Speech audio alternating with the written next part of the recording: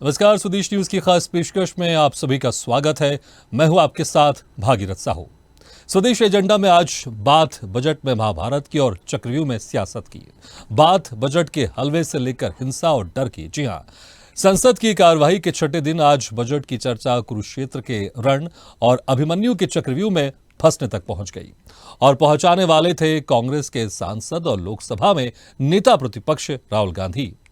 आज जब राहुल गांधी बजट पर बोलने के लिए खड़े हुए तो उन्होंने न सिर्फ मोदी सरकार को घेरा बल्कि कुछ ऐसे नाम भी लिए जिनका संसदीय कार्यवाही से दूर दूर तक कोई लेना देना ही नहीं है।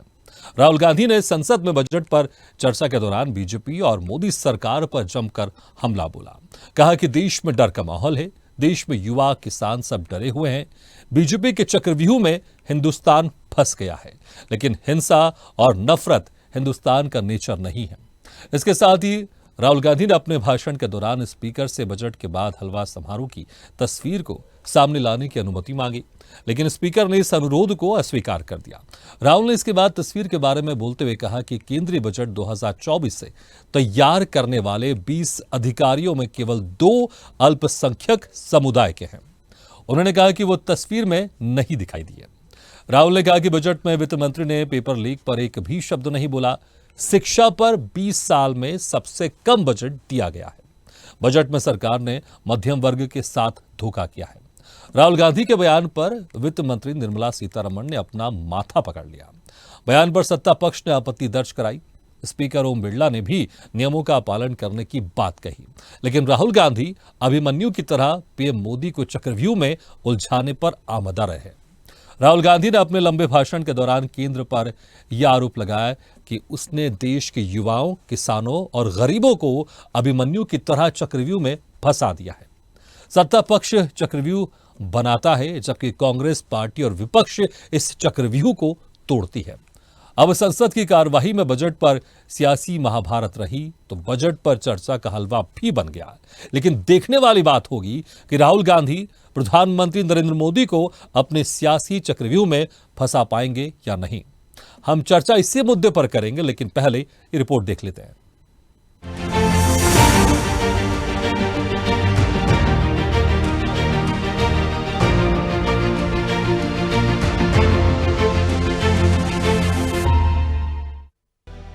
संसद सत्र के छठे दिन सोमवार को विपक्ष के नेता राहुल गांधी ने केंद्र सरकार के बजट की तुलना महाभारत के चक्रव्यूह से की।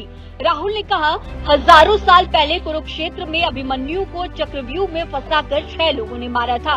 चक्रव्यूह का दूसरा नाम है पद्म व्यूह, जो कमल के फूलों के शेप में होता है। इसके अंदर डर और हिंसा होती है। 21वीं सदी में एक नया चक्रव्यूह रचा गया है, वो भी कमल के फूल के रूप में तैयार हुआ है। इसका चिन्ह प्रधानमंत्री अपने सीने पर लगाकर चलते हैं। अभिमन्यु के साथ जो किया गया वो भारत के साथ किया जा रहा है। आज भी चक्रव्यूह के बीच में 6 लोग नरेंद्र मोदी, अमित शाह, मोहन भागवत, अजीत डोभाल, अडानी और अंबानी हैं। कुरुक्षेत्र में एक युवा को, अभिमन्यु को 6 लोगों ने चक्रव्यूह में मारा था। 6 चक्रव्यूह में फंसाकर मारा था। सर, चक्रव्यूह के अंदर डर होता है, हिंसा होती है। चक्रव्यूह के बारे में थोड़ी रिसर्च की और पता लगा कि चक्रव्यूह का एक दूसरा नाम होता है पद्मव्यूह, मतलब लोटस फॉर्मेशन। तो जो चक्रव्यूह होता है स्पीकर सर, वो लोटस के शेप में होता है, कमल के फूल के शेप में होता है। 21वीं सदी में सर एक नया चक्रव्यूह तैयार हुआ है स्पीकर सर, वो भी लोटस की शेप में है सर, और उसका चिन्ह प्रधानमंत्री जी अपनी छाती पर लगा के चलते हैं। सर, जो अभिमन्यु के साथ किया गया था, जो अभिमन्यु को चक्रव्यूह में फंसाया गया था, वही हिंदुस्तान के साथ किया गया है। जाति जनगणना की बात उठे, जो पूरा देश चाहता है। 90% हिंदुस्तान जाति, 95% जाति जनगणना चाहता है। कौन चाहते हैं? दलित चाहते हैं, आदिवासी चाहते हैं, पिछड़ा वर्ग चाहता है, गरीब जनरल कास्ट के लोग चाहते हैं, माइनॉरिटी चाहते हैं, सब चाहते हैं, क्योंकि सब लोगों को यह पता लगाना है कि हमारी भागीदारी कितनी है, हमारी हिस्सेदारी कितनी है। ऐसा है सर, ये जो आपने चक्रव्यूह बनाया है, इस चक्रव्यूह से करोड़ों लोगों को नुकसान हो रहा है, दर्द पहुंच रहा है, और हम इस चक्रव्यूह को तोड़ने जा रहे हैं। और तोड़ने का सबसे बड़ा तरीका जिससे आप लोग डरते हो, कांपते हो, वो है जाति जनगणना। राहुल के इस वक्तव्य पर सत्ता पक्ष के सांसदों ने हंगामा शुरू कर दिया।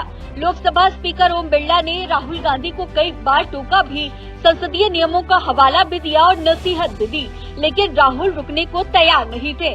राहुल के इस एक्शन पर जहां सत्ता पक्ष हंगामा करता रहा, तो वित्त मंत्री निर्मला सीतारमण अपना सिर पकड़ते हुए नजर आई हैं।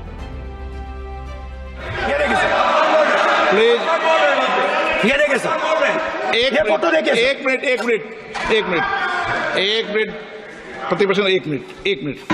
आपने टीवी ऑफ कर दिया सर? नो टीवी कोई ऑफ नहीं है। वो देखिए सर, ऑफ हो गया। मेरा फोटो दिखा, कोई नहीं ऑफ था सर। ऑफ है सर? नो सर दिखाइए सर, एक ऑफ है सर।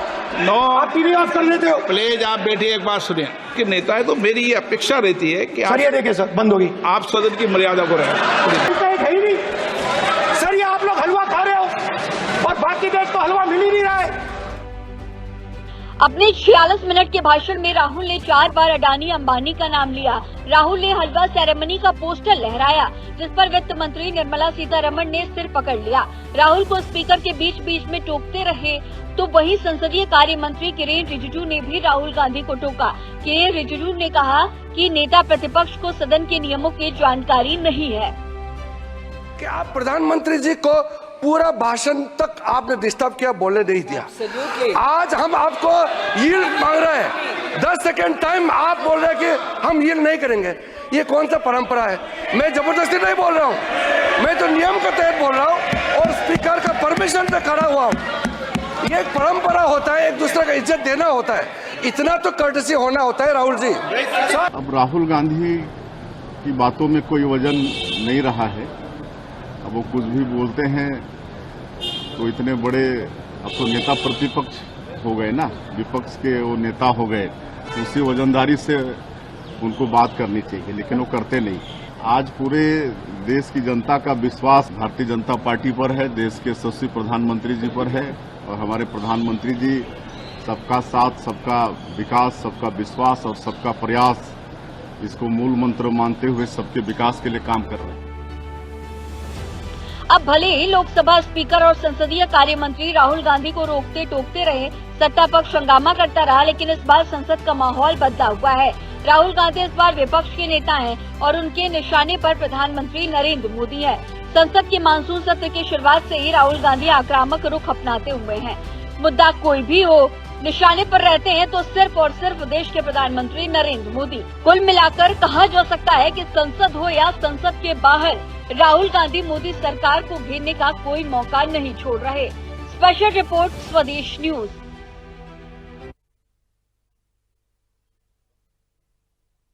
तो राहुल गांधी ने चक्रव्यूह की बात तो की है, चक्रव्यूह को पद्मव्यूह से जोड़ दिया। उन्होंने कहा कि पद्मव्यूह जो कमल के फूल की तरह दिखाई देता है, लेकिन राहुल गांधी यहां पर अपने भाषणों के जरिए, अपने मुद्दों के जरिए बीजेपी को, नरेंद्र मोदी को एक चक्रव्यूह में घेरने की कोशिश कर रहे हैं। लेकिन देखना होगा कि वो कितने सफल हो पाते हैं, क्योंकि अभी लोकसभा चुनाव हुआ है, अच्छी खासी यहां पर कांग्रेस ने सीटें अपनी बढ़त बनाई है और बीजेपी को अपने दम पर सरकार बनाने से रोक दिया। तो क्या यहां पर राहुल गांधी का चक्रव्यूह कमल के चक्रव्यूह को तोड़ पाएगा? चलिए इस खास मुद्दे पर हम चर्चा शुरू करते हैं। जो मेहमान हमारे साथ मौजूद है, मैं उनका आप लोगों से तारुफ कराता हूं। हमारे साथ हैं बीजेपी से राष्ट्रीय प्रवक्ता अजय पाठक जी, कांग्रेस नेता दिल्ली से चंद्रमोहन सिंह जी, सपा प्रवक्ता यश भारती जी और वरिष्ठ पत्रकार दिल्ली से अरविंद खोखर जी, राजनीतिक विश्लेषक अरविंद वत्स जी। आप सभी मेहमानों को बहुत बहुत स्वागत है हमारी इस खास चर्चा में। सबसे पहले अजय पाठक जी, देखिए जिस तरह से राहुल गांधी ने चक्रव्यूह की बात की और बहुत ही अच्छे अंदाज में इस चक्रव्यूह को कमल के फूल से भी जोड़ दिया। उन्होंने कहा चक्रव्यूह को पद्मव्यूह भी कहा जाता है, जिसका मतलब होता है कमल का फूल, और कहा है कि आप बजट चक्रव्यूह के जरिए किसानों को, गरीबों को, युवाओं को आप लोग फंसाने की कोशिश कर रहे हैं। लेकिन राहुल गांधी ने जिस तरह से यहां पर भाषण दिया, जिस तरह से मुद्दे उठाए, ऐसा लग रहा है कि राहुल गांधी एक चक्रव्यूह में आप लोग को, बीजेपी की सरकार को, प्रधानमंत्री नरेंद्र मोदी को एक चक्रव्यूह में फंसाने की कोशिश कर रहे हैं, और कुछ तो फंसे हैं आप। इसलिए लोकसभा चुनाव में हमने देखा सीटें आपकी कम हुई, अपने दम पर आप अपनी सरकार नहीं बना पाए, न बचा सके। भले एनडीए की सरकार है, आपका नेतृत्व है, लेकिन चक्रव्यूह में राहुल गांधी के फंसते हुए दिखाई दे रहे हैं आप। भागीरथ जी, आपको और आपके पैनलिस्टों को, आपके दर्शकों को मेरा नमस्कार है। भागीरथ जी, राहुल गांधी के अंदर और जिसने कांग्रेस की स्थापना की थी, रामुल, उसकी अंतरात्मा इनके अंदर घुस गई है। ये देश में सिर्फ और सिर्फ नफरत की राजनीति को बढ़ावा देने का काम करते हैं। जिसने कांग्रेस की स्थापना की थी, आप याद करिएगा, वो कांग्रेस की स्थापना करने वाला एक अंग्रेज था और उसी अंग्रेजों की आइडियोलॉजी पे कांग्रेस आज तक चलती आई है। नेहरू ने पहली बार जब शपथ ली तो उन्हीं अंग्रेजों की वायसराय की कसम खा करके प्रधानमंत्री बने और वही परंपरा राहुल गांधी आज तक निर्वाह करते आ रहे हैं। राहुल गांधी को इस देश की परंपराओं में विश्वास ही नहीं है। राहुल गांधी उन हर चीजों में बीजेपी और हिंदुत्व को ले आते हैं जो हमारी आस्था और हमारी परंपराओं से जुड़ी रहती है, जो हमारी परंपराओं में है। वो कमल को ले आए, वो और किसी चीज को ले आए, वो चक्रव्यूह को ले आए, या चक्रव्यूह की बात करें या किसी व्यूह की बात करें। 62 सालों के बाद तीसरी बार कोई सरकार रिपीट की है और वो भी पूर्ण बहुमत की सरकार है, एनडीए की सरकार है। प्रधानमंत्री वही है, गृह मंत्री वही है, रक्षा मंत्री वही है, वित्त मंत्री लेकिन वही अजय जी, है, ऐसा लगता है बीजेपी के नेताओं की भी आदत हो गई है कि राहुल गांधी कुछ भी बोले आप उसको सीधे हिंदुत्व से जोड़ देते हैं, हिंदुओं की बात करना शुरू कर देते हैं। यहाँ तो उन्होंने कमल के फूल की बात की, बीजेपी की बात की, आप इसको भी दूसरी तरफ क्यों लेके जा रहे हैं? आप मेरी बात तो पूरी होने दीजिए। हाँ, राहुल गांधी, इसलिए मैं बात कर रहा हूं कि जिस तरह से अंग्रेजों ने हिंदुओं को जातियों में बांट के रख दिया था, वही काम राहुल गांधी आज संसद में या संसद के बाहर करने की कोशिश कर रहे हैं। लाख कोशिशों के बाद भी भारतीय जनता पार्टी और एनडीए की सरकार बनी और नरेंद्र मोदी प्रधानमंत्री बने। जो राहुल गांधी अपनी 100 से ज्यादा रैलियों में कहते थे कि प्रधानमंत्री इस बार शपथ नहीं ले पाएंगे, मैं इसकी गारंटी देता हूं और हमारी सीटें 350 से ज्यादा आएगी। उनके बाइक निकाल करके देख लीजिए राहुल गांधी की, कहते थे कि हमारी सीटें 350 से ज्यादा आएगी और प्रधानमंत्री। ठीक है, बाइक तो आपकी भी है 400 से ज्यादा सीटों की, तो मुझे लगता है आंकड़ों की बात ना करें, मुद्दों की बात करते हैं। हाँ, मुद्दों की बात कर रहा हूं। राहुल गांधी बजट पे क्या बोले हैं? कोई एक लाइन मुझे बता देगा कि हम 2004 से 14 तक हमने ये, उन्होंने बोला है शिक्षा का बजट है उसमें कमी कर दी गई है। तमाम मुद्दों की भी बात की, शिक्षा का बजट का जिक्र किया है कि उसमें कमी कर दी गई है। आपके एक लाइन नहीं कहा। मैं बता रहा हूं, राहुल गांधी सिर्फ और सिर्फ झूठ बोलने का काम करते हैं। 2014 में जो बजट था वो 76,000 करोड़ रुपए था। कितना था ध्यान दीजिएगा, शिक्षा का बजट 76,000 करोड़ रुपए था। इस बार कितना है? 1,76,000 करोड़ रुपए और 2 लाख करोड़ रुपए रिजर्व रखे गए हैं शिक्षा के लिए। राहुल गांधी सिर्फ और सिर्फ झूठ बोलने का काम करते हैं।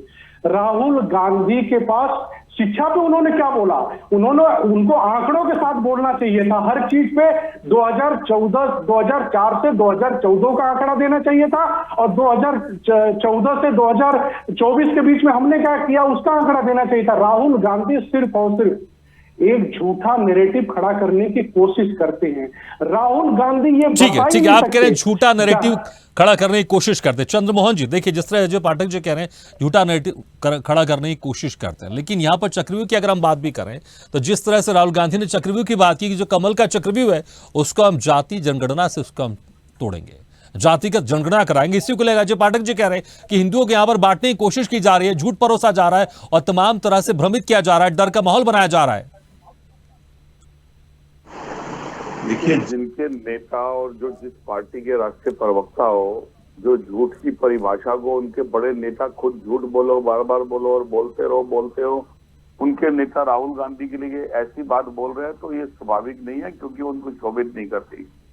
और राहुल गांधी जी ने जिन मुद्दों को रखा और जिन विषयों को कहा उसका तो जवाब भाजपा के पास है नहीं, क्योंकि भाजपा ने 2014 के अंदर किस मुद्दों पर इलेक्शन लड़ा था, 19 में किस मुद्दों पे इलेक्शन लगा था और 24 के अंदर जो 400 का पार का नारा लगाया था वो किस अहंकार के दम पर नहीं लगाया था। वो 400 का पार तो नहीं हो पाए, लेकिन 240 पे आके खड़े हो गए।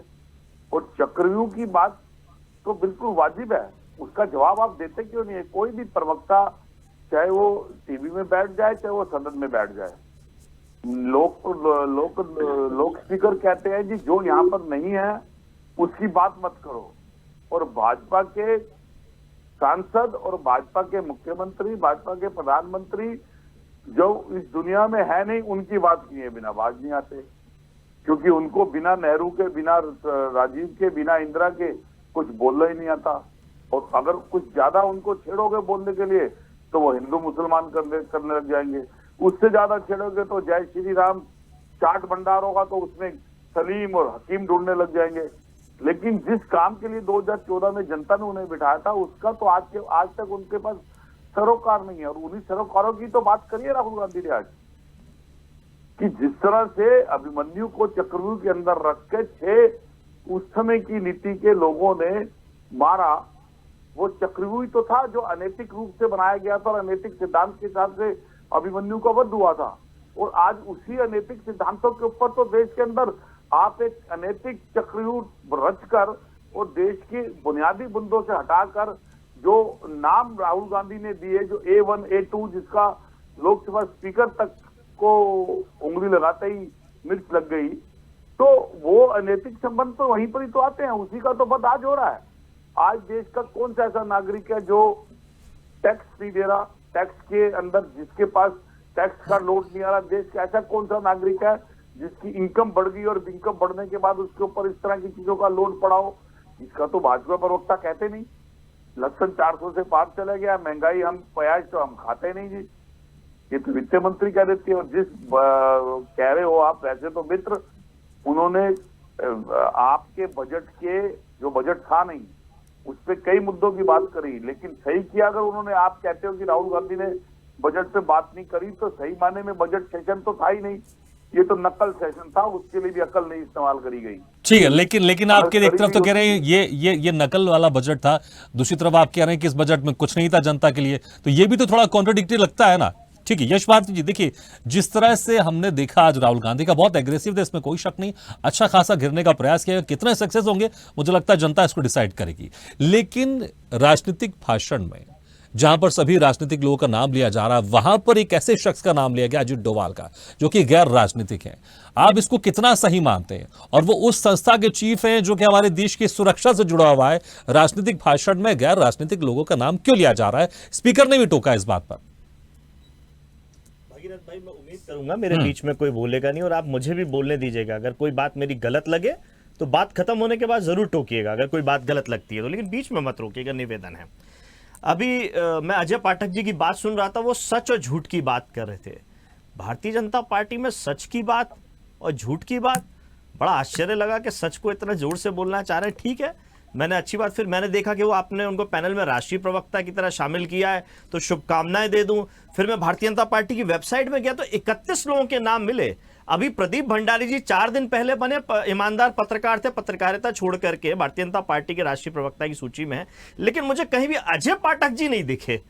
तो ऐसी गलत काम क्यों भारतीय जनता पार्टी इनके साथ कर रही है कि इनको राष्ट्रीय प्रवक्ता बनाया है और सूची में नाम नहीं है? तो कहां सच है कहां झूठ है, ये आपके और उनके बीच का मसला है, वो उसको सुलझा लीजिएगा। दूसरी बात, अब जो भारतीय जनता पार्टी दावे करती है, जिस तरह की बात अभी आपने कहा कि अजय डोभाल साहब का नाम क्यों लिया गया, बड़े अधिकारी हैं या नहीं है, गैर राजनीतिक हैं, सदन में किसका नाम लेना है किसका नाम नहीं लेना है, कोई नियमावली थोड़ी है। वहां तो नियम बनने हैं, कानून बनने हैं, देश की हर घटना दुर्घटना पे, अच्छे पे बुरे पे चर्चा होती है। चर्चा से जिस तरीके समुद्र मंथन हुआ, मंथन में अमृत निकला, विष हमारे भोले बाबा ने ले लिया और अमृत हम सबके काम आया, तो यही तो काम हो रहा है वहां पे। अब अगर आप मंथन ही नहीं होने दोगे, चर्चा ही नहीं होने दोगे, अच्छी बुरी बात नहीं होने दोगे, तो पता कैसे चलेगा क्या चल रहा है? अब डोभाल साहब कुछ भी करते रहे और कह दीजिए कि चर्चा मत कीजिए उनके नाम पे। अरे भाई, देश की सुरक्षा के प्रमुख बनाया है आपने उन्हें, वो क्या कर रहे हैं क्या नहीं कर रहे हैं, क्या चर्चा करना बुरी बात है? और सदन है, सदन के अंदर देश के चुने हुए नुमाइंदे गए हुए हैं, प्रतिनिधित्व कर रहे हैं देश की हर वर्ग का, हर जाति का, हर क्षेत्र का, उनके बीच में नहीं आनी चाहिए बात। तो मुझे नहीं लगता इन सब बातों में कोई आपत्ति। हाँ, बोलने के तरीके पर हो सकता है किसी को आपत्ति हो, तो बोलने के तरीके में सुधार करवाया जा सकता है, उसमें कोई बात नहीं। लेकिन तो आप मान रहे जो राहुल गांधी ने कहा उसमें कुछ त्रुटि थी, वो सुधार उसमें होना चाहिए? मैं ये नहीं मान रहा, ना मैं इस स्थिति में हूं कि मैं यहां बैठ करके आपसे कहूं। ये काम सदन के अंदर बैठे हुए लोगों को है, जिनको जनप्रतिनिधि बना करके जनता ने भेजा है, वो तय करें। अगर वहां पे अध्यक्ष बन करके अध्यक्ष का रूप ठीक नहीं है तो भी वहां के लोग तय करें। हम लोग तो दर्शक वाले लोग हैं, राजनीतिक पार्टी के रूप में हम अपनी बात कह सकते हैं, लेकिन तय कर देना कि राहुल गांधी जी का ठीक था या प्रधानमंत्री नरेंद्र मोदी जी का इशारे ऐसे ऐसे करके करना ठीक है, यहां बाहर से बैठ करके मुझे लगता है कि हम लोगों का कहना व्यर्थ है। नियम कायदे तो वहीं बनेंगे। अब सदन के अंदर लेकिन चर्चा ना हो तो कैसे काम चलेगा? फिर सदन है किस चीज के लिए? फिर तो यही है कि पास करते जाइए सारी चीजों को। जिस तरीके से आपने अन्य नियम किए, 3 काले कानून किसानों के लिए पास कर दिए बिना चर्चा किए, रात में 8 बजे आकर के आपने नोटबंदी चालू कर दी, रात में 12 बजे आपने जीएसटी लागू चालू कर दी। तो जब चर्चा नहीं करेंगे तो यही परिणाम होंगे कि रात में 12 बजे आपने जीएसटी चालू कर दी और लगभग 1 साल के अंदर 300 से ज्यादा अमेंडमेंट्स करने, यानी 365 दिन में लगभग 365 ही अमेंडमेंट्स करने पड़े आपको। नोटबंदी में 90 दिन में 90 बार फैसले चेंज करने बदलने पड़े। और जनता कितनी प्रताड़ित होती है इस तरीके के बिना चर्चा वाले फैसलों में, ये जनता ने देखा है। व्यापार किस तरीके से ध्वस्त हुआ, सरकारों में किस तरीके से टकराहट है, सरकारें लगातार, राज्य सरकारें जीएसटी क्लेम करती रहती है केंद्र की सरकार से। तो लगातार चीजों में बिगड़ल चीजें हैं। बिना चर्चा के ऐसा ही होगा जो चीजें देखने में आ रही हैं। और जो बात आप और करना चाहते हैं, मुझे लगता है सदन जनता के लिए है, जनता की बेहतरी के लिए है, और बेहतरी तभी संभव है जब चर्चा होगी। बिल्कुल, बाकी चर्चा तो होनी चाहिए, लेकिन उसमें यह भी रहता क्या कि किस तरह की चर्चा हो। अरविंद खोकर जी, देखिए जिस तरह से आज चक्रव्यूह को लेकर बात की गई, राहुल गांधी ने अच्छा खासा घेरने की कोशिश की, और देखते हैं कि एक तरफ तो कमल व्यूह का चक्रव्यूह, जिस तरह से पद्म व्यूह का जिक्र किया उन्होंने, चक्रव्यूह से जोड़कर पद्म व्यूह से कमल के फूल का जिक्र किया। अरविंद जी, आप कैसे देखते हैं, क्या राहुल गांधी जो एक चक्रव्यूह बनाने की कोशिश कर रहे हैं, जिसमें एक डर के माहौल की वो बात करते हैं, वो कहते हैं जाति के जनगणना की बात करते हैं, क्या इस चक्रव्यूह में कमल का फूल, जिस चक्रव्यूह का जिक्र करते राहुल गांधी, क्या वो वाकई फंस गया है, या फिर कौन किस चक्रव्यूह पर भारी पड़ रहा है? आपको क्या लगता है? जो लोकसभा चुनाव के नतीजा है, इसमें जो बीजेपी ने अपना जो बार इतना ऊपर किया था, वो उससे कम रहने पे बीजेपी के अंदर उत्साह नहीं। और जो विपक्ष को लगता था कि अगर बीजेपी 400 पार कर जाते, जितने नीचे उन्हें जाना चाहिए था उससे काफी ऊपर आ गए, तो उनका आत्मविश्वास से बिल्कुल लबरेज है। और राहुल गांधी के ऊपर अक्सर आरोप लगता है कि वो गंभीर नेता नहीं है, लेकिन अब वो लगातार चुनाव के नतीजों के बाद, लोकसभा चुनाव के नतीजों के बाद अपने आप पे गंभीर होने के तरह जो पर जो लगाया जाता है, उनके पर ये जो टैग लगाया जाता है, उसको बेहद गंभीरता से हटाने की कोशिश कर रहे हैं। आज का भाषण उनका राजनीतिक था, लेकिन उन राजनीतिक भाषण को एक बेहद समझदारी से या चालाकी से कहो, एक नेता की तरह सूझबूझ दिखाते हुए उन्होंने एक बजट भाषण में अपने जो बजट के जवाब में उनको दिया। देखिए, आज के भाषण में जो उन्होंने मिडिल क्लास का जो मुद्दा उठाया है, मिडिल क्लास का मुद्दा वाकई में इतना बड़ा मुद्दा है कि मिडिल क्लास को इस बजट से, जो भी बीजेपी का सबसे बड़ा समर्थक माना जाता है, और बीजेपी को यहाँ तक लाने में, देश भर में स्वीकार दिलाने में, देश भर के मतलब पहुंचाने में मध्यम वर्ग जो है, जो मिडिल क्लास है, ये बेहद महत्वपूर्ण भूमिका निभाता है। और बीजेपी का सबसे बड़ा सपोर्ट बेस भी यही है। लेकिन जो फिलहाल में जो बजट हुआ है, जो बजट लाया गया है, इसमें आम मध्यम वर्ग के लिए कुछ भी नहीं किया गया है। बाकी सरकार भले दावे करते रहे, लेकिन हकीकत तो यही है कि हुआ नहीं है उसमें कुछ भी। उनको हर तरह से उनको कोशिश की गई इनसे वो टैक्स ज्यादा निकलवाया गया। आज का जो भाषण जो राहुल गांधी ने दिया है संसद में, देखिए इससे पहले बीजेपी करती रही है कि जो हाथ का पंजा है, हाथ का पंजा लुटेरों के साथ। तो आज जो उन्होंने, मुझे जरूर ये लगता है कि राहुल गांधी शायद जो अपने जो उनके जो सलाहकार है, उनका भाषण लिखते हैं, वो भी शायद उन्होंने बदले। और उनके भाषण में लगातार पहले वाली जो गलतियां हैं, जो पहले गलतियां करते थे, अब नहीं हो पा रही है। और आज वाला जो उन्होंने कमल से जो जोड़ा है, देखिए राजनीतिक रूप से ये अब स्थायी रूप से रहेगा। कांग्रेस कोई भी जब कोई बड़ा गलती होगी सरकार से, या जहां भी विपक्ष के तौर पे 10 साल से विपक्ष में है, उनको पता है सरकार में गड्ढे कहाँ है, या मतलब राजनीतिक रूप से कहाँ सरकार को नुकसान हो सकता है, तो हमेशा वो चक्रव्यूह और कमल का ही जिक्र आएगा उसमें। आज राहुल गांधी ने ये लगभग विपक्षी को भी, अपने दूसरे जो इंडिया ब्लॉक के जो नेता है उनको भी, और दूसरे जो बीजेपी के जो विरोधी लोग हैं उनको भी स्पष्ट संदेश दे दिया, बल्कि एक टैगलाइन दे दिया कि जहां भी कुछ गड़बड़ाहट दिखाई दे, अब कमल और चक्रव्यूह बिल्कुल ये नाम आएगा। तो राजनीतिक रूप से बात, लेकिन जो जैसे की चीजें बात की है, जैसे अजीत डोभाल का नाम आया, उसमें आज की चर्चा में लाने की कोशिश की, इस तरह की चीजों से बचना चाहिए। देश की जो अजीत डोभाल है, राष्ट्रीय सुरक्षा सलाहकार है, कोई भी चीज होती है आपके पास, आप नेता प्रतिपक्ष, प्रधानमंत्री से मिल सकते हैं, आप दूसरे लोगों से मिल सकते हैं, आपकी मुलाकात, इस तरह के लोगों का नाम अनावश्यक रूप से कि जो कि बेहद महत्वपूर्ण जिम्मेदारी पदों पर बैठे। देखिए, जो चाहे रो हो, जो हमारी जो बाहर की सुरक्षा को देखती है, रो हो, आईपी हो, स्टेट इंटेलिजेंस हो, सब कुछ जो है अजीत डोभाल के आसपास सब कुछ घूम रहा है। तो इतने महत्वपूर्ण व्यक्ति के ऊपर इनकी सेंसिटिव जिम्मेदारी है, उसको राजनीतिक रूप से अनावश्यक रूप से चर्चा में नहीं लाना चाहिए। अगर नेता प्रतिपक्ष के तौर पर राहुल गांधी के पास ऐसी कोई जानकारी है कि जो देश के लिए या मतलब सरकार की नॉलेज में लाना जरूरी है, तो वो मिल सकते हैं। अब वो कोई 44 पार्टी वाले 44 सांसदों वाले नेता नहीं है, वो आधिकारिक रूप से नेता प्रतिपक्ष है। उनके पास कैबिनेट है, वो प्रधानमंत्री से मिल सकते हैं, रक्षा मंत्री से मिल सकते हैं, गृह मंत्री से मिल सकते हैं। तो बात करें, उसके बाद भी वो बात ना कहे, तब संसद में कह सकते हैं देखिए जी मैं 2 बार प्रधानमंत्री से मिला, उसके बाद की स्थिति ये है, मुझे जवाब नहीं दिया गया, इसलिए आज मैं संसद में अजीत डोभाल का नाम मैं ले रहा हूँ। तो आज का जो भाषण है मध्यम वर्ग के जो उन्होंने निशाना साधा है, उन्होंने कहा कि हमारी तरह पाएंगे, वो एक अच्छा राजनीतिक उनका कदम रहा है। और अपने आप से जो है गंभीर नेता होने के करारों की सुनाई जाती रही है लगातार, उसको दूर में करने के अब लगातार और गंभीरता से प्रयास कर रहे हैं। अब देखिए इसमें कितने सफल होंगे, कितने चुनाव पैरामीटर तो चुनाव ही होता है, आज ये जरूर किया। लेकिन हाँ, ये हकीकत है कि जो आम मध्यम वर्ग है उसके लिए दोनों तरफ से ही मायूसी है। देखिए, एक तरफ तो जो समझते हैं कि मोटरसाइकिल पे ज्यादा जीएसटी लगनी चाहिए, हेलीकॉप्टर पे तो सरकार चल रही है। तो विपक्ष है वो मान के चलता है कि अगर जो जिस अफसरों ने जो बजट तैयार किया उनमें 2 ही मुसलमान थे, अगर मुसलमान ज्यादा होते तो बजट अच्छा तैयार होता। तो इस स्थिति में जो आम जनता है, जो आम जनता है, वो किधर जाए?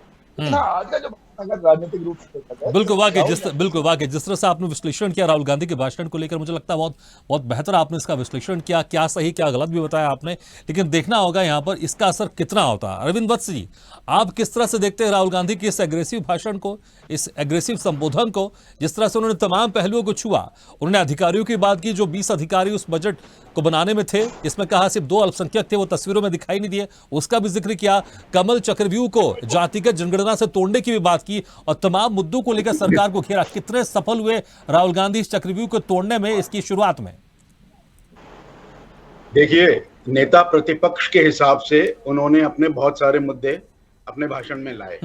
कुछ मुद्दे रेलिवेंट भी थे, कुछ थोड़े से ज्यादा हो गए। तो ऐसा भी लग रहा था कि ये थोड़ा राजनीतिक भाषण सा बन रहा है, ना कि ये बजट को लेकर डिस्कशन हो रहा है। मैं इसको सही गलत इसलिए नहीं आंकूंगा क्योंकि शायद इंडिया के अंदर कंसेप्ट बन गया है कि ऑपोजिशन ने सिर्फ ऑपोजिशन ही करना, गवर्नमेंट ने अपनी बात बोलनी है और शायद इकट्ठे बैठ के देश और समाज के लिए नहीं कुछ करना है। ये नहीं है कि कुछ नहीं होगा, लेकिन और ज्यादा हो सकता है यदि दोनों पैरेलल लाइंस की तरह ना चलते हुए कहीं ना कहीं जंक्शन पे मिले। तो रही बात इसकी कि अजय डोभाल जी का नाम, कुछ मुद्दे ऐसे होते हैं जो राष्ट्रीय हित के होते हैं, उनको इस तरह पब्लिक फोरम, पार्लियामेंट भी पब्लिक फोरम है, सब जगह कवर होता है, वो बैठ के कंसर्न टीम बात करे, वो ज्यादा अच्छा रहेगा मेरे हिसाब से। मुद्दे उठाना और उसको लेके इस तरह बहस में छेड़ देना, वो हो सकता है आपकी एग्रेसिवनेस तो नजर आए, लेकिन इस एग्रेसिवनेस का पॉजिटिव एस्पेक्ट होगा तो बहुत अच्छा रहेगा देश के लिए, नहीं तो फिर अभी तक जैसे हम चल रहे हैं वैसे ही चलेंगे। बिल्कुल ठीक है। अजय पाठक जी, देखिए जिस तरह से राहुल गांधी ने आज तमाम मुद्दों को लेकर घेरा, आपको चक्रव्यूह का भी जिक्र किया और खासकर युवाओं, गरीब हैं और किसानों की बात की, मध्यम वर्ग की बात की। ये वो मुद्दे कहीं ना कहीं लोकसभा चुनाव में हमने देखा, कांग्रेस ने, एनडीए गठबंधन के सभी बड़ी पार्टियों ने, कभी सभी सहयोगी पार्टियों ने लगातार बीजेपी को घेरा है, केंद्र सरकार को घेरा, उसका असर भी हुआ, आपको कई सीटों पर नुकसान भी हुआ। आप कितना भी आरोप लगा ले कि यहाँ वहाँ की बात कर रहे हैं राहुल गांधी, लेकिन उसका असर हो रहा है। और धीरे धीरे जिस तरह से अरविंद खोखर जी ने कहा कि अब उन्होंने एक अपना अंदाजा कहा है कि जो उनके पहले भाषण लिखते थे शायद बदल दिए गए, लेकिन वाकई अब उनके भाषणों में सीधे एक ऐसा अटैक किया जा रहा है कि एक चक्रव्यूह ऐसा बनाया जा रहा है, आप लोग के लिए धीरे धीरे बड़ा मुश्किल होता जा रहा है। राहुल गांधी का चक्रव्यूह बड़ा मुश्किल होता जा रहा है क्योंकि हर मुद्दों को घेर रहे हैं वो, और ऐसे मुद्दे हैं जिसका जवाब आपको देना पड़ेगा और शायद जवाब देने में थोड़े से सहजता भी नहीं होगी आप लोग के पास। भागीरथ जी, इस 2019 का आपको 2018 का चुनाव याद होगा, वहां का गुजरात में भारतीय जनता पार्टी 99 सीटों पे रुक गई थी और उसके बाद कांग्रेस पूरे देश में ऐसा माहौल बनाने लगी कि भारतीय जनता पार्टी पूरी तरह से अब समाप्त हो जाएगी, पूरे देश में भारतीय जनता पार्टी का सुपड़ा साफ हो जाएगा। फिर उसके बाद 3 स्टेट के चुनाव आए, मध्य प्रदेश, छत्तीसगढ़ और राजस्थान। उसमें भी ऐसा लगा कि भारतीय जनता पार्टी पूरी तरह से इस देश से समाप्त होने वाली है, चली जाएगी, अब राहुल गांधी है, राहुल गांधी रहेंगे। उसके बाद 2024 का चुनाव आया। 2024 के चुनाव में सारी ताकतें, पूरा एनडीए गठबंधन मिल करके, तथाकथित इंडिया गठबंधन मिल करके 232 सीटें ले आ पाया और भारतीय जनता पार्टी की अकेले 240 सीटें आई, अकेले। और ये पूरे और सारे पिछले बार के गठबंधन मुकाबले मिलकर के- तकरीबन 60 से 65 सीटें कम। हाँ, वो स्वीकार है, स्वीकार है, लेकिन इंडिया गठबंधन भारतीय जनता पार्टी के बराबरी नहीं कर पाई। 240 सीटें भारतीय जनता पार्टी ले आई और पूरा गठबंधन मिलकर के 232 सीटें ले आया। तो भारतीय अजय जी, जो मेरा को इस सवाल देश था, में- मुझे लगता है कहीं ना कहीं सुनिए ना, आपके जवाब में एक देखिए, मैं जवाब नहीं दे रहा हूं ना, ठीक है, उसी नहीं में जवाब मैं दे इसमें रहा एक लाइन और जोड़ देता हूं, क्योंकि देखिए आप तो एक समय में कह रहे थे कि विपक्ष है ही नहीं, आप कांग्रेस को तो कह रहे थे कि खत्म हो गई पार्टी, और आपने तो अपने एक आंकड़ा 400 आपने तय कर दिया था। अब यहां पर आपकी सरकार खुद अपने दम पर बनने से रोक दिया, आपको 60 से 65 सीटें का नुकसान हो गया, 240 पर हो गए, तो कहीं ना कहीं ये मानना पड़ेगा आपको, जो विपक्ष यहां पर खासकर राहुल गांधी की तरफ से जो न्याय यात्रा शुरू की गई, जो भारत जोड़ो यात्रा शुरू की गई, जिस तरह से मुद्दों को लेकर चक्रव्यूह बनाया जा रहा है, उस चक्रव्यूह में कहीं ना कहीं आप फंसते जा रहे हैं और कमजोर होते जा रहे हैं। मैं जवाब दूं? प्लीज। देखिए, मैं वही तो समझा रहा हूं आपको। 240 सीटें, उसके बाद सारी पार्टियां मिलकर के भारतीय जनता पार्टी को समाप्त करना चाहती थी। उसके बाद इस देश की जनता ने 240 सीटें भारतीय जनता पार्टी को प्रधानमंत्री जी के चेहरे पे ही दिया। अब जहां तक रही 400 की बात, विपक्ष भी तो बोल रहा था, यहीं पे समाजवादी पार्टी के मुखिया बोल रहे थे 80 में से 80 सीटें लोकसभा की हम जीतेंगे। तो 80 सीटें जीत गए क्या? या राहुल गांधी 350 का जो नारा लगा रहे थे वो 350 सीटें ले आए क्या? उन्होंने जो बोला कि हम 3.5 हम भारतीय जनता पार्टी का प्रधानमंत्री नहीं बन पाएगा, नरेंद्र मोदी तीसरी बार प्रधानमंत्री नहीं बन पाएंगे, तो नरेंद्र मोदी जी तीसरी बार प्रधानमंत्री नहीं बने क्या? देखिए, इस देश की जनता ने 62 सालों के बाद तीसरी बार कोई सरकार रिपीट की है। तीसरी बार कोई सरकार रिपीट की है 62 सालों के बाद। नेहरू जी के बाद पहली बार इस देश में कोई सरकार रिपीट हुई है। नहीं तो सरकारें रिपीट नहीं होती थी, पूर्ण बहुमत की सरकार भी नहीं बनती थी। 2 बार भारतीय जनता पार्टी की पूर्ण बहुमत की सरकार रही और तीसरी बार हम एनडीए के साथ गठबंधन में सत्ता में आए हैं। और जहां तक बेरोजगारी की बात रही, अभी तो आंकड़ा आया है कि 4 पॉइंट के आसपास की जो वो है बेरोजगारी है, वो आया है। और उसके बाद आज ही हमारे श्रम मंत्री ने जवाब दिया है 98 लाख नौकरियां, आज ही श्रम मंत्री ने लोकसभा के अंदर जवाब दिया है 98 लाख नौकरियां प्राइवेट सेक्टरों में आज भी पोर्टल पे बनी हुई हैं। आप जाइए और उस पे अप्लाई करिए, आप उसके लायक हैं तो आपको नौकरी मिलेगी, और लोग नौकरी कर रहे हैं। इस चुनाव में 76% युवाओं ने भारतीय जनता पार्टी को वोट किया। कितना? 76% युवाओं ने भारतीय जनता पार्टी को वोट किया। अगर वो युवा, ये सिर्फ 30 सेकेंड और लूंगा, अगर इस देश का युवा बेरोजगार होता तो वही हाल होता। 2004 से 2014 की जो सरकार चली, उसमें जब 10 साल बाद चुनाव हुए, कांग्रेस को 44 सीटों पे ले आकर के सिमट दिया। 44 सीटों पे, ध्यान रखिएगा, कांग्रेस को 44 सीटों पे 10 साल सरकार चलाने के बाद सिमट दिया। और हमारी सरकार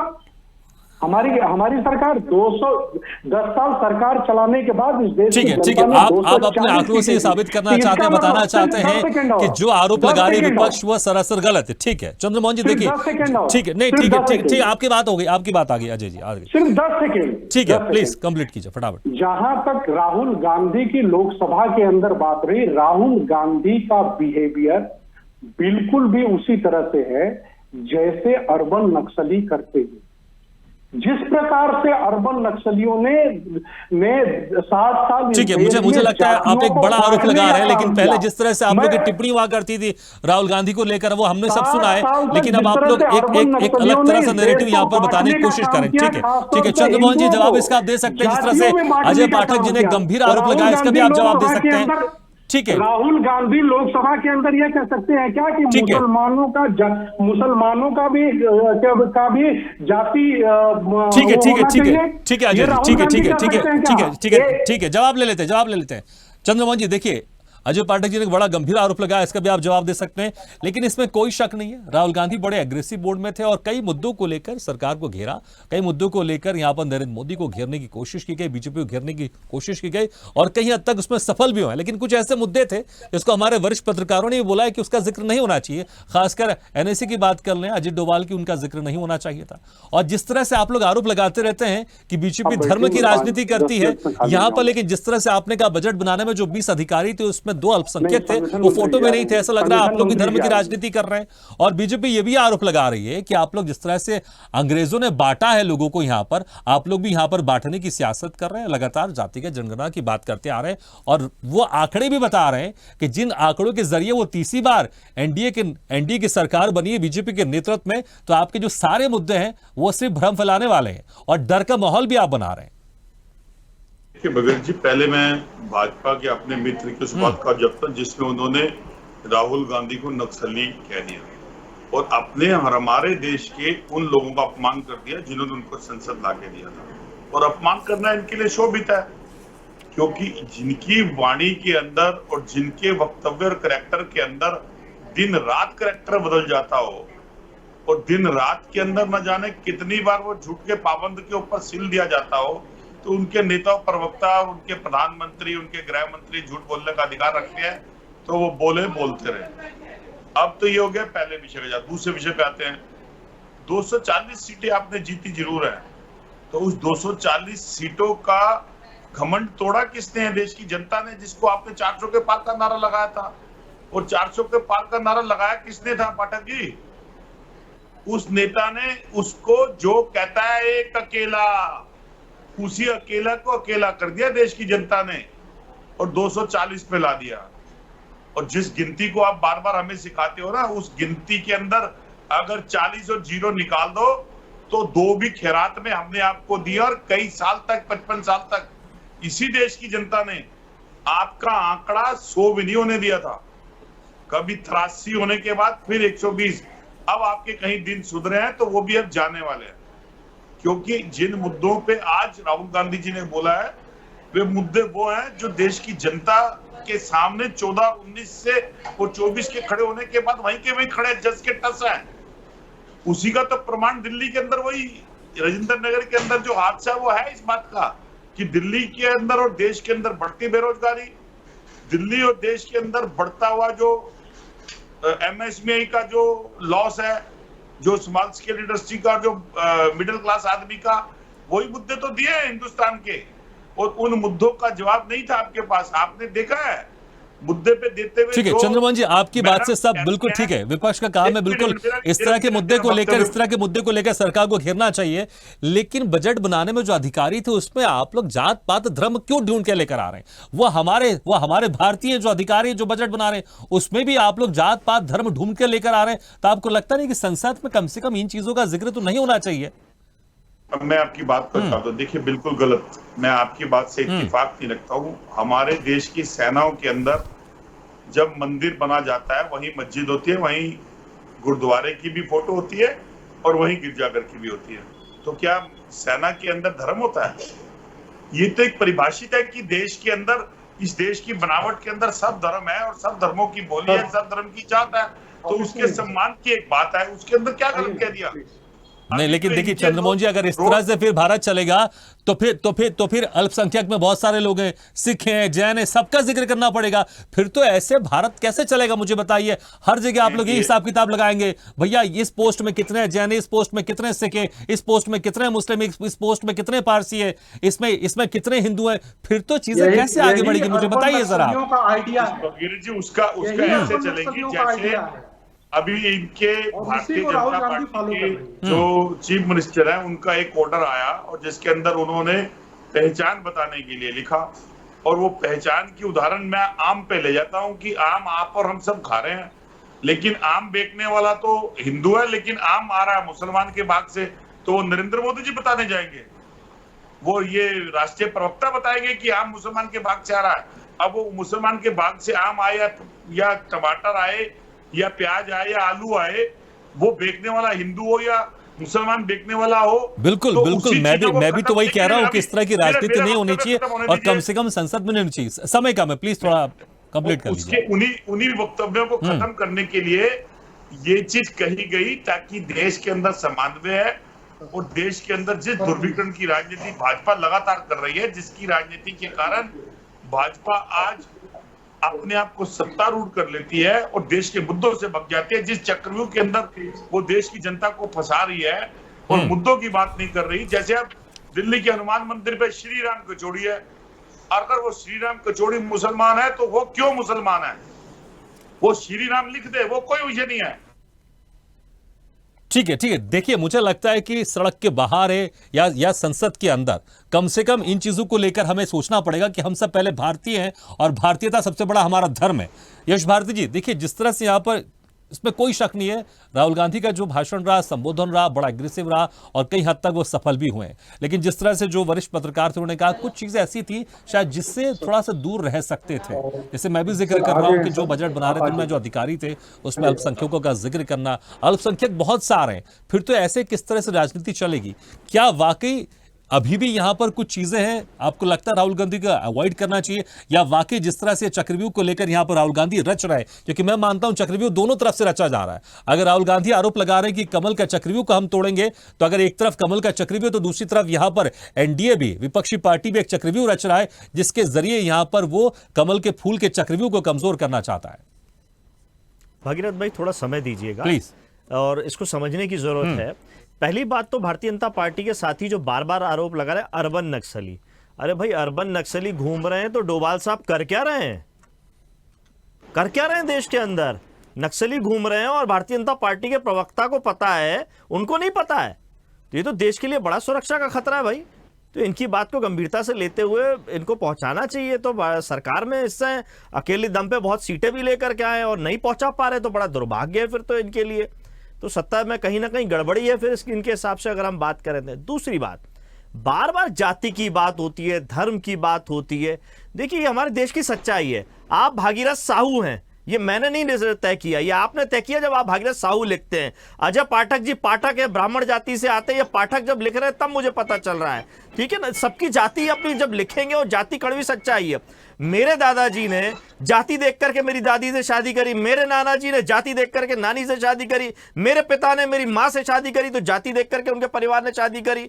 अब इनके परिवार में भाजपा के यहां नहीं होता होगा तो बात अलग है भैया। और आगे भी आपने मेरे नाम का जिक्र किया, आपने मेरे नाम का जिक्र किया, मेरा निवेदन आप बोलिएगा, आप बोलिएगा, मेरी बात, आपने मेरे नाम का जिक्र किया जाएगी, मेरी बात बिगड़ जाएगी। मेरा निवेदन पहले मेरी बात, इसलिए एक लाइन में जोड़ दो, इसलिए एक लाइन। ठीक है, हमारे भारत में होता होगा पहले शायद जातियों को देखकर शादी की जाती होगी। मुझे लगता है शायद आज जो पढ़े लिखे युवा है वो इन चीजों को साइड कर, मुझे अगर बोलेंगे तो मैं सबसे पहले अपने आप को भारतीय मानता हूं, उसके बाद फिर मैं अपनी किसी की जाति में मानता हूं। मैं उसको मानता ही नहीं, मैं सबसे पहले अपने आप को भारतीय मानता हूं। मुझे लगता है आजकल हर पढ़ा लिखा, और आपकी भी अगर बात करें शायद सबसे पहले आप अपने आप को भारतीय मानते होंगे, इसलिए आपके नाम के आगे भी लिखा हुआ यश भारती है। भागीरथ भाई, मैं पूरी बात तो करना चाह रहा था, आपकी बात भी आ जाती है उसमें और मेरी बात भी आ जाती है। अगर मैं आपसे कुछ बात कह रहा हूं तो प्रामाणिक तौर पे ही आगे बात बढ़ा रहा हूं। दूसरी बात देखिए, जो ये भारतीय जनता पार्टी के साथी बार बार इस बात का आरोप लगाते हैं, इनकी मात्र संस्था है आरएसएस, उसके संघ प्रमुख कहते हैं कि ब्राह्मणों ने सबसे पहले जाति बनाई। तो जब वो कह रहे हैं जाति बनाई, तो जाति तोड़ेगा कौन? जाति तोड़ेगा कौन? राहुल गांधी तोड़ेंगे? ये तो सबको मिलकर तोड़नी पड़ेगी। एक सामाजिक काम है, जो भेदभाव है सरकार को उस पर नियंत्रण रखना। आज इनकी सरकार है, जातीय जनगणना की बात इसीलिए हो रही है क्योंकि जातियों के आधार पर हिस्सेदारी, भागीदारी नहीं दी जा रही। पिछड़ापन, 85% जनसंख्या देश की असामान्य है और 15% आबादी सामान्य है। तो ये कितनी बड़ी खाई है कि 15% लोग सामान्य जीवन जी रहे हैं, 85% असामान्य। ये आंकड़े हैं, किस आंकड़े को झुटकार लेंगे हम? नहीं मानेंगे। तो जब 85% असामान्य लोग हैं, तो असामान्य लोगों को मुख्य धारा में लाने के लिए सबसे पहले उनकी गिनती होनी चाहिए।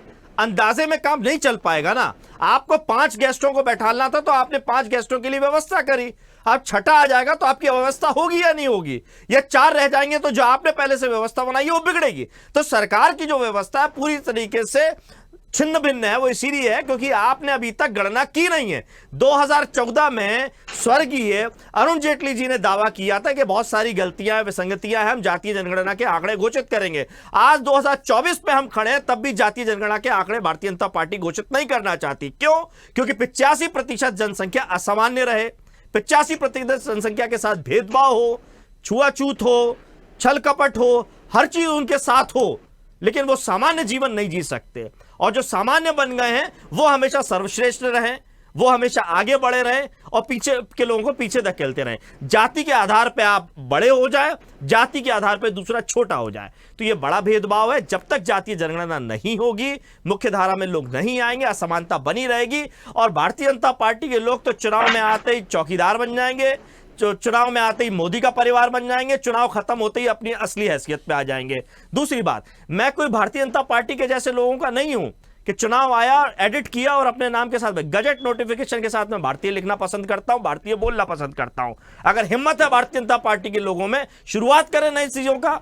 क्यों अपनी जाति पे गर्व करते हुए आगे बात बढ़ाते हैं? हर व्यक्ति को अपनी जाति पे, अपने पूर्वजों पे अभिमान है, अपने पूर्वजों के कामों पे अभिमान है। सबको आगे बढ़ने का हक अधिकार है। बिल्कुल, मुझे लगता है कर्म पर अभियान होना चाहिए, इसमें कोई शक नहीं, क्योंकि कर्म ही हमें आगे लेके जाता है। मुझे लगता है भारत में जिस दिन हम जातियों से ऊपर उठकर, धर्मों से ऊपर उठकर, अगर हम सिर्फ भारतीय होने का गर्व महसूस करके आगे बढ़ेंगे, तो मुझे लगता है भारत के लिए वो एक दिन बहुत अच्छा दिन आएगा। और मैं उम्मीद करूंगा शायद वो दिन कभी आएगा जब हम जातियों से ऊपर उठकर, धर्मों से ऊपर उठकर सिर्फ भारतीयता की बात करेंगे। अरविंद खोखर जी, देखिए जिस तरह से यहाँ पर अब जाति का जनगणना है, जो लोकसभा चुनाव के पहले भी हमने देखा था, इसको लेकर यहाँ पर विपक्ष बड़ा मुखर था। और अभी भी जो बजट के ऊपर चर्चा हो रही थी, राहुल गांधी ने इसको लेकर जिक्र किया है कि हम कमल के चक्रव्यूह को हम जाति का जनगणना से तोड़ेंगे। आपको क्या लगता है कि क्या ये, क्योंकि देखिए अभी सरकार में तो वो है नहीं, और जाति का जनगणना है, हाँ ठीक है, जहां पर इनकी सरकारें हो सकती है वहां पर शायद हो सकता है राज्यों में, लेकिन पूरे अगर भारत में करने के लिए आपको केंद्र में सरकार तो बनाना होगा। क्या इससे ये भी मैसेज दिया जा रहा है, जिस तरह से अक्सर कहते हैं विपक्षी पार्टियों की बहुत ज्यादा लंबे समय तक एनडीए की सरकार नहीं चलेगी, क्या यहां पर एक ये भी मैसेज देने की कोशिश की जा रही है कि जैसे इनकी सरकार गिरेगी और हम सरकार में आएंगे तो जाति जनगणना कराएंगे, और आपको लगता है इसमें सफल हो पाएंगे? देखिए ये भारतीय राजनीति का एक ये मतलब जिसको आप कड़वा कहो या सच कहो, ये सच है। ठीक है, जब मंडल अभी हावी होगा, देखिए बीजेपी की जो राजनीति का आधार है वो हिंदुत्व है। तो हिंदुत्व की राजनीति को, जो देश में बहुसंख्यक भी है, हिंदुत्व की राजनीति को अगर कमजोर करना है, जब तक बट करके वो नहीं बटेंगे तब तक वो हिंदुत्व जब तक मजबूत होगा, ओवरऑल क्योंकि बीजेपी का कोर जो बेस है वो हिंदुत्व ही है। तो बीजेपी का मुकाबला करने के लिए कांग्रेस का राजनीतिक हथियार या जिसका इंडिया ब्लॉक का जो राजनीतिक हथियार है, हालांकि जो हमारी जानकारी इसमें ममता बनर्जी से एजेंडे पे साथ नहीं है जाति के जनगणना में, लेकिन मतलब जाति जनगणना इनकी एक राजनीतिक मजबूरी है, क्योंकि इनको लगता है और इनके रणनीतिकारों को लगता है कि धर्म को या मतलब बीजेपी के जो हिंदुत्व का जो वोट बेस है उसको कमजोर करने के लिए जाति की राजनीति करना जरूरी है। और इस चक्कर दूसरी चीज है, जैसे देखो हमारे मित्र ने अभी एक श्री राम कचौरी की जिक्र किया है। आज दिल्ली में एक बड़ा प्रसिद्ध मंदिर है जिसको हनुमान मंदिर कहा जाता है, मुर्दाघाट का मंदिर उसको बोला जाता है। देखिए बात नाम रखने में आपत्ति नहीं है, श्री राम रखिए, जय हनुमान रखिए, कोई आपत्ति नहीं है, लेकिन आपत्ति ये है अगर उसका कोई ओनर है, अगर वो मुसलमान है, और ये मान के देखिए कि मंगलवार को भक्त जो है सुबह व्रत रख करके हनुमान की पूजा करने जाते हैं, और जो दुकान का मालिक है अगर वो मुसलमान है और उसके घर में उसका बर्थडे है, तो स्वाभाविक तौर पर क्योंकि मांसाहार मुसलमानों के जीवन का एक अभिन्न अंग है। भागीरथ भैया, मैं अरविंद जी से एक छोटा सा सवाल जानना चाह रहा हूँ। बिल्कुल, उनकी बात कंप्लीट हो जाए फिर मैं आपको मौका दूंगा, प्लीज।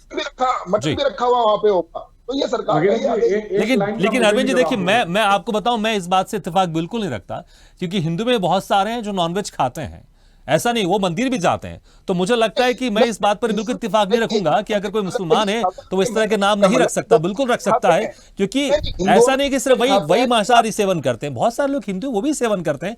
तो मुझे लगता है इसको अगर आप जोड़ेंगे, शायद मुझे लगता है ये बिल्कुल व्यवहारिक तौर पर ठीक नहीं है। हिंदुओं काफी लोग जो है मांसाहार करते हैं, लेकिन मांसाहार उनके जीवन का अभिन्न अंग नहीं है, लेकिन मुसलमानों के जीवन का एक अभिन्न अंग मांसाहार है।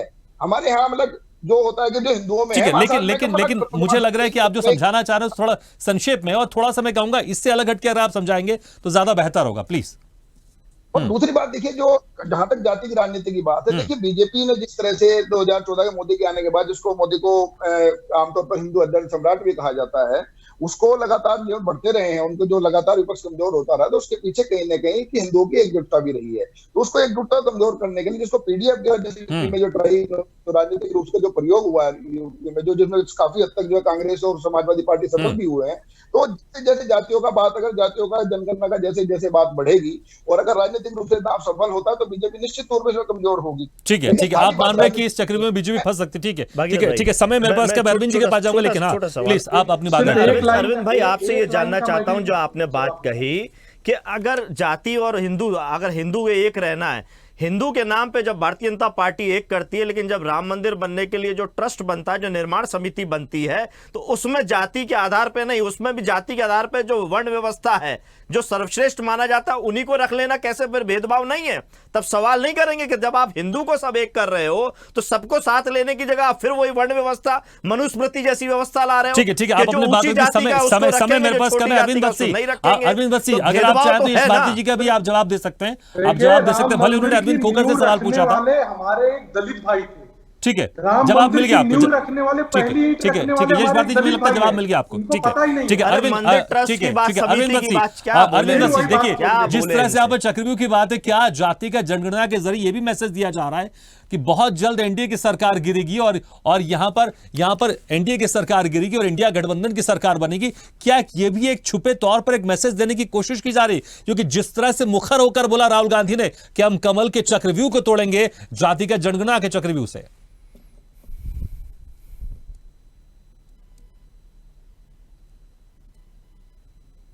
अरविंद बत्सी, आपकी आवाज नहीं आ रही, शायद आपने म्यूट करके रखा, उसको आप अनम्यूट कर दीजिए प्लीज। सॉरी, हाँ मैं म्यूट था। हाँ जी, मैं ये कह रहा हूं कि ये पॉलिटिकल एजेंडाज होते हैं और ये हर पॉलिटिकल पार्टी अपने हिसाब से बोलती है।